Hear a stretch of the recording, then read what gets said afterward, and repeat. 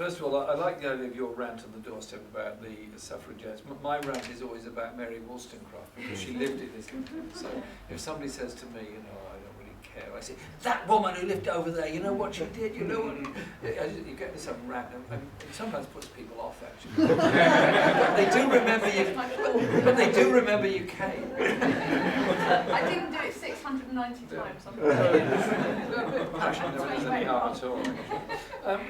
The point about the whipping system and so on, yeah, in Parliament there is a whipping system. You are put under some pressure, but you've got to be able to look in the mirror yourself, and also I think the party looks, and the whole on Parliament looks incredibly out of touch.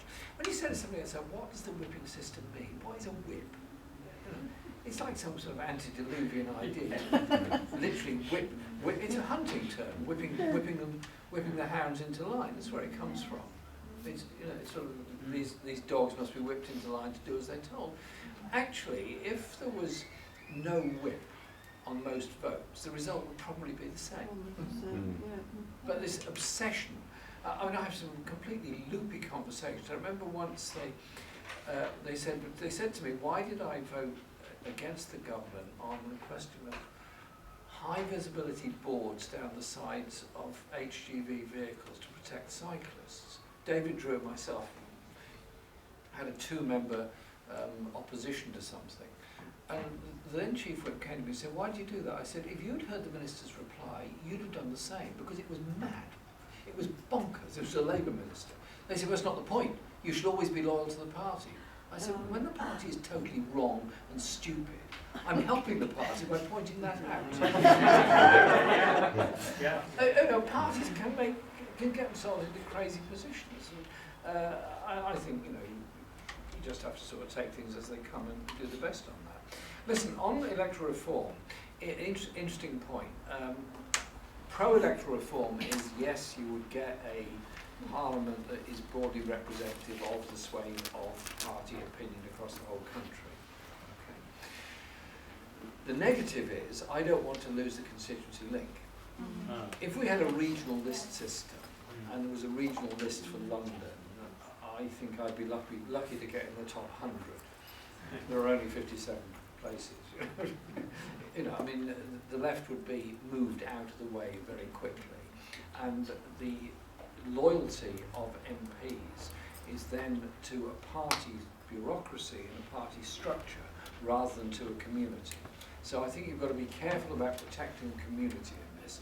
Either you have a constituency system and a top-up system as they have in Germany, or you have a runoff ballot. There's various ways of doing it, but be very careful about losing the constituency and community link. It's very, very important. You talk to MPs in other parliaments where it's a total PR system. They have no relationship or involvement whatsoever with any community.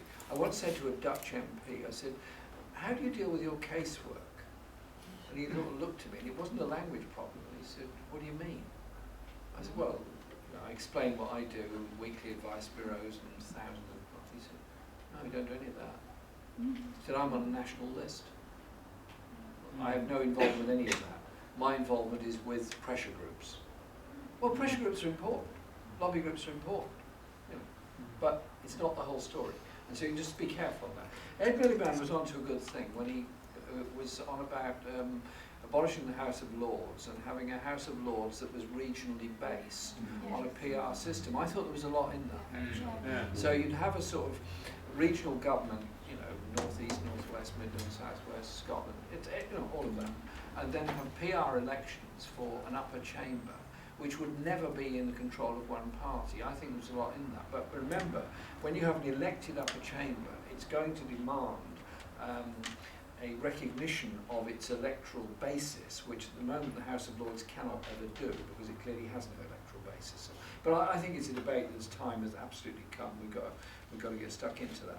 Other thing is, just to let you know, the People's Parliament system that John McDonnell set up in the last Parliament, did attract hundreds, if not thousands of people to come to meetings of it. There's been sort of 2 or 3 meetings a week on different subjects, and it's brought in a whole lot of people who wouldn't normally go to any political meeting at all, and certainly wouldn't necessarily see themselves as affiliated to any political party.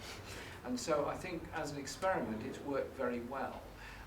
They are kept records of everyone that attended, they are in touch with them all, and so we are, I think, going to settle that up again, and it's a way of bringing people in and involving them in a political debate. And some will be very, very interesting debates on housing, environment stuff, really good. On campaigns, very quickly, housing is an absolute key. The private rented sector basically is socially cleansing all of central London, Brighton, Oxford, Cambridge, York, and a number of other cities, and it's gradually expanding across the whole country. In London, I'm personally going to put all the pressure I can on anyone who wants to be the Labour candidate for mayor to say the first thing you've got to pledge is you're going to introduce into Parliament, because the mayor has the right to do it, a private bill to give you, the mayor, the power to regulate the private rented sector in London, including rent control. Because if we don't have rent control, this social cleansing of my constituency and others will just go on apace. We've got to push on that, we've got to push on that within the party. The private rented policy that we got was a good step forward, but it wasn't the whole story.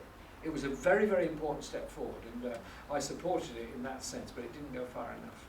On the question of the economic policies that we put forward in the election, like you, Nancy, I used to get home late at night during the election, and then you sort of leaf through these various documents that have been sent, or sort of, if you've got the mind to it, start hunting around a website and think, oh, where did that policy come from? I never heard of that one before. I didn't even know it was there. We have something badly wrong with policy making in the party. I wanted a private rented sector policy, obviously. I had to go and lobby the front bench spokesperson on housing to say that's what I wanted. Well, that is not democracy. An MP lobbying somebody on the front bench who's been appointed by the leader to try and get something in the manifesto.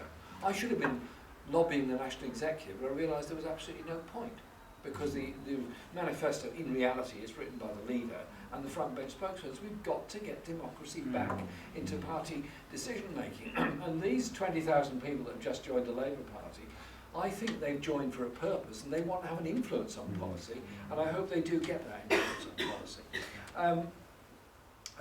The last point I wanted to say was on voting and vote swapping. I got really angry with people that started getting onto me on Facebook and Twitter.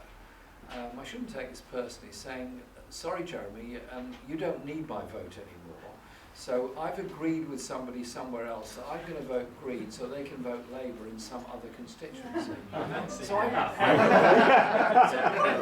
said, maybe it was here, I don't know, but how naive that you could get involved in some kind of trading of votes.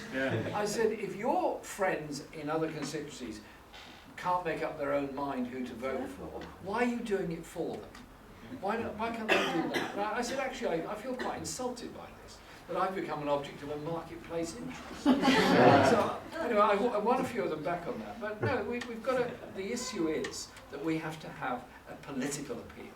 The defeat in the election was a political defeat. Because organisationally, I went to quite a lot of different constituencies in the last 6 months, and I thought the organisation was better than I've ever known in a lot of places. The numbers of people, the concentration, the efficiency of it, and all that, and the concentration. The problem was a confused political message, and that is what we've got to get right, because it wasn't clear what you were voting Labour for. It was very clear what you were voting Conservative for, it was very clear what you were voting UKIP for, it wasn't clear what you were voting Labour for. And the SNP managed to present themselves as an anti-austerity, left-wing radical alternative funded by Brian Souter that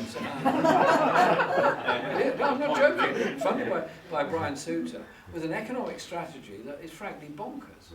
Because they say they want fiscal independence and they're going to live off the petroleum revenue tax. Hasn't anybody told them that the oil price is down to $50 or $60 a barrel, and they were having an economic model based on a petroleum revenue tax income on $150 a barrel? Well, there's a big gap there. And Neil Findlay pointed out when he came to the LRC round table, he said, if the SNP economic strategy had been seen through, they would now be in turbo drive austerity in Scotland rather than what they're pretending. So, I mean, we've got to take the argument on about austerity and about how we run the economic strategy. So I think this afternoon, if I may say so, has been really good and really interesting. We've got lots of campaigns to do.